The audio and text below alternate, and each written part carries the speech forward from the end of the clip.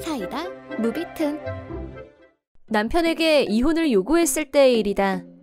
나는 부모님이 모두 돌아가셨고 형제 자매도 없는 외동딸로 명절날이 와도 마땅히 찾아갈 곳이 없는 사람이었다. 남편은 이런 내가 우습게 보였는지 어느 순간부터 아무 거리낌 없이 나를 학대하고 멸시했다. 남편과 결혼한 지 2년, 아직 우리 부부 사이에는 아이가 없었다. 시댁에 갈 때마다 손주 소식은 아직이니? 라는 말을 빼먹지 않는 시어머니 때문에 스트레스가 장난이 아니었다. 하지만 시부모님의 심정도 이해가 안 가는 건 아니었고, 죄송해요, 저희 마음대로 되는 일이 아니라 라고 변명 아닌 변명을 할 수밖에 없었다. 하지만 내가 그러는 동안 남편은 그건 이 여자가 말이야. 시부모님 앞에서 나를 깎아내리는 발언을 하면서 책임을 나한테 돌리는 남편의 태도가 나를 더욱 화나게 만들었다. 임신이 늦어지고 주변에서 기다릴수록 걱정도 되고 나도 자꾸 조바심이 생겨서 남편한테 같이 병원에 가보자고 했다. 뭐래? 임신이 안 되는 건 100% 여자 문제지. 갈 거면 너 혼자 가. 난 아무 문제 없으니까. 문제가 있고 없고는 의사가 판단할 문제고, 무엇보다 얼굴 볼 때마다 시달리는 내 입장을 좀 생각해보라고. 당신 시부모님 앞에서 한 번도 내 편 들어준 적 없잖아. 내 생각엔 임신 문제는 아내와 남편이 같이 검사를 받는 게 옳다고 생각해. 나는 안 간다고 했다. 내가 쪽팔리게 그런 검사를 할 사람으로 보여? 라며 완강하게 나왔다. 어쩔 수 없이 혼자 병원에 가서 검사를 받았는데 결과는 아무 문제 없는 정상으로 나왔다. 남편은 내 검사 결과를 보고도 그럼 내가 문제냐며 절대 그럴 리 없다고 좀처럼 협조할 기미가 없었다. 하지만 시어머니가 대체 얼마를 더 기다려야 손주를 안아볼 수 있는 거냐고. 너 정말 여자인 건 맞니? 여자가 결혼을 했으면 아이를 낳아야지. 너 뭐하는 애니? 그러지 말고 병원에 가서 검사나 한번 받아봐라.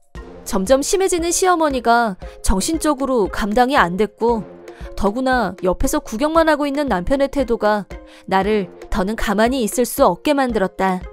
검사는 이미 받아본 지 오래예요. 병원에서 저더러 아무 문제 없다고 했고요. 그러니까 이제 검사를 받아볼 사람은 진상씨예요. 제가 몇 번이나 병원 가자고 했었거든요. 근데 진상씨가 제 말은 안 들어요.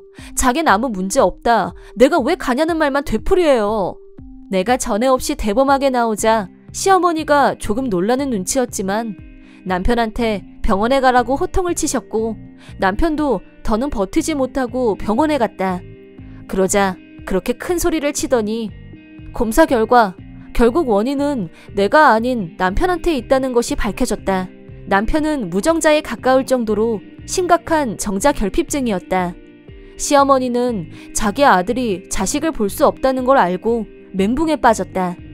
일이 이렇게 됐으니 당연히 나는 그동안 남편이 나한테 했던 무례한 행동에 대해서 사과를 하려니 했는데, 대체 무슨 뇌구조인지 자기가 불임이란 걸 안 순간 밖으로 돌며 바람을 피우고 다녔다.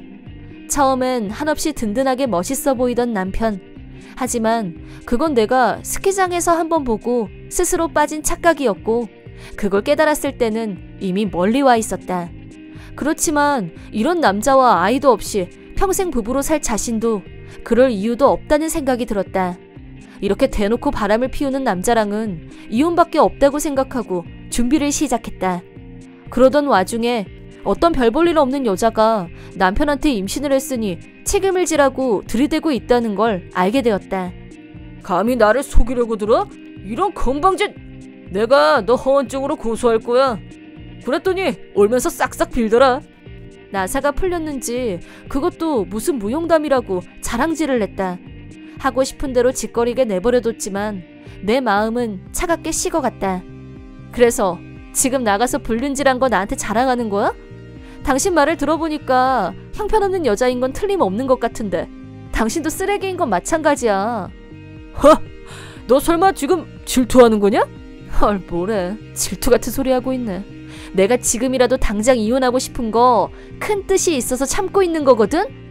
하루라도 빨리 이혼하고 싶었지만 변호사한테 일을 맡겨놓은 상태라 당장 이혼하러 가자. 그렇게 막 나갈 수도 없는 노릇이었다. 어쨌든 이왕 하기로 한 이상 최대한 내가 유리한 입장에서 이혼을 하고 싶었고, 저렇게 자기 입으로 증거까지 흘리면서 바람을 피우는 마당에 위자료라도 톡톡히 챙기고 싶었는데, 그러려면 어느 정도 시간이 필요하다고 했다. 하지만 이제 더는 참을 수 없었고 1분 1초라도 빨리 이혼을 하고 싶은 마음에 남편한테 이혼하고 싶어. 그동안 임신 문제로 내가 시달림당하고 있을 때 당신 한 번도 내 편 들어준 적 없었어. 그런데 당신 불임인 거 알자마자 나가서 대놓고 바람 피우는 꼴 도저히 못 참겠어. 부부로 살 의미가 없어. 헤어져 우리. 뭐래냐. 말 같지도 않은 소리 닥치지 못해? 원래는 위자료도 챙겨받고 재산 분할도 요구할 생각이었는데 다 필요 없고 그냥 지금 당장 이혼만 해줘. 그러자 남편이 내가 누군데 네 꼼수에 넘어갈 것 같아? 재산 분할은 해야지. 제대로 해보자고. 라면서 기분 나쁘게 웃었다. 왜 저래? 내가 필요 없다는데 왜 자기가 더 설치고 난리야? 대체 저 인간이 왜 저렇게 휘적거리는 건지 종잡을 수가 없었고, 저 웃음의 의미가 뭔지 파악이 안 됐지만 남편도 이혼할 의사가 있어 보여서 다음날 변호사의 중재하에 이혼 소송을 진행했다. 그리고 그제야 나는 남편의 속셈이 뭔지 알았다. 남편은 내가 돌아가신 부모님께 받은 유산의 절반을 자기가 받을 수 있다고 생각했던 것 같다. 그래서 내가 재산 분할은 필요 없다고 했는데 굳이 자기가 재산 분할을 하자고 한 것이다. 유산을 못 받게 될까봐 겁이 나서 말이다. 하지만 부모님에게 상속받은 유산은 재산 분할 대상에서 제외된다는 사실. 다시 말해서 내가 부모님께 받은 유산은 오직 나만 가질 수 있는 거였고, 남편은 1원 한 장의 권리도 없었다. 원래부터. 하지만 부부의 재산은 당연히 재산 분할에 해당하기 때문에 나에게도 권리가 있었다. 내가 다 놓기로 하고 재산 분할도 필요 없다는 말까지 했는데도 불구하고 유산에 눈이 멀어서 재산 분할을 하겠다고 나서는 바람에 결국 남편은 자기 소중의 돈만 줄어들자 멍해져서는 뒤통수를 세게 맞은 얼굴을 하고 있었다. 하지만 사태 파악을 했을 때는 이미 서류에 사인을 한 뒤였고, 나야 이혼도 했고 재산 분할도 확실히 받았으니 이보다 더 좋을 수는 없었다. 그러자 남편이 돌변해서 잠깐만! 이건 무효야! 이건 진짜 아니잖아! 너 재산 분할 필요 없다고 했었잖아! 그랬잖아!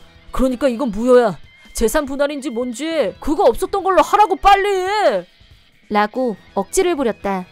엄연히 본인이 나서서 한 일이고 법적으로 정상적인 절차를 다 밟아서 한 일인데 버스 떠난 후에 소리 질러봤자 소용없는 일이고 당연히 내가 그걸 무효로 할 필요가 없었다.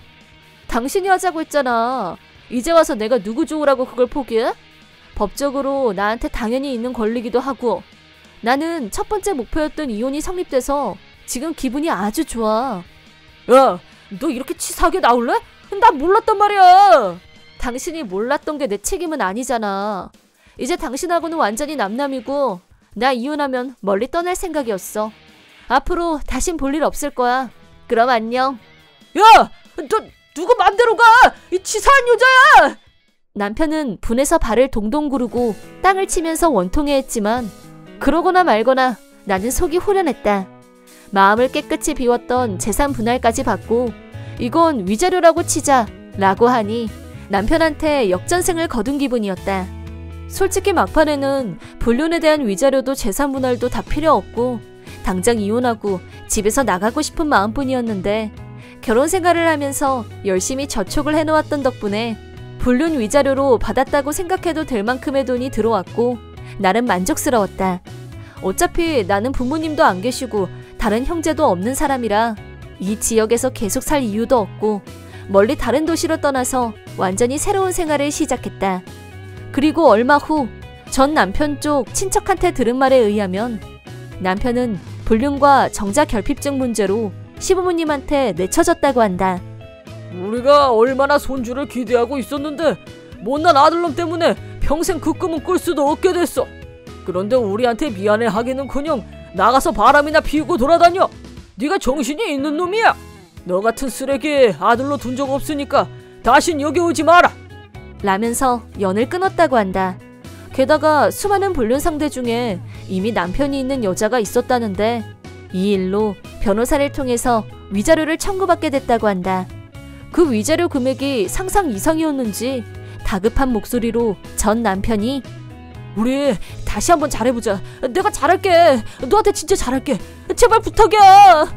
라고 매달렸지만 내가 아니라 부모님 유산에 끌려서 그런다는 건 바보도 아는 일.